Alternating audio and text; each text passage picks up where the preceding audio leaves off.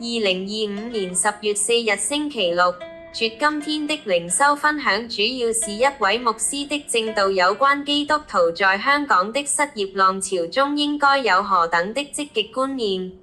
親愛的弟兄姊妹平安，今日我們要思想一位母親的擔憂。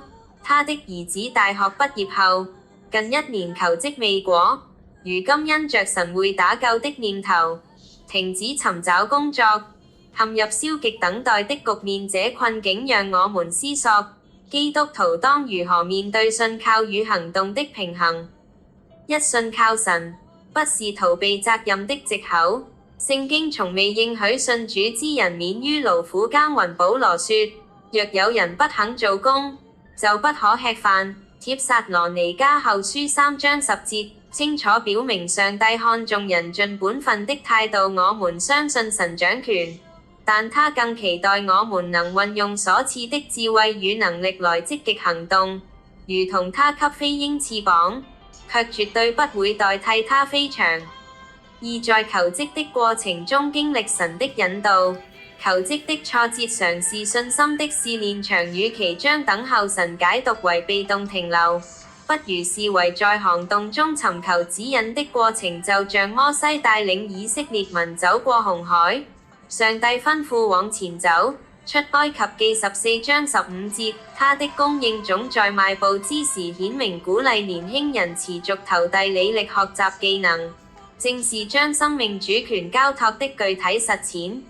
三，家長的智慧，陪伴而不替代。基督徒父母很多時候也會常陷入兩難的局面，既想保護孩子，又怕剝奪其成長的機會。此時需要一，以禱告托住軟弱，不斥責其挫敗感，而是帶他看見萬事互相效力的可能。二，用真理建立價值，分享約瑟雖歷經波折，卻因忠於每件小事中被高舉。創世記39至41章。三，以社群支持突破困境，邀請教會弟兄姊妹提供職場資訊或見證，讓年輕人從旁觀者成為故事中的主角。弟兄姊妹，信仰從來不是逃避現實的避風港，而是迎風啟航的支點，讓我們陪伴這世代年輕人，在信靠中舉步，在行動中經歷。因為那在我們心裏動了善工的，必親自成全這工。腓立比書1章6節。願神賜給每位父母聰明和智慧，給每位青年有承擔責任的勇氣和經歷，亦願平安和喜樂賜予大家。阿們。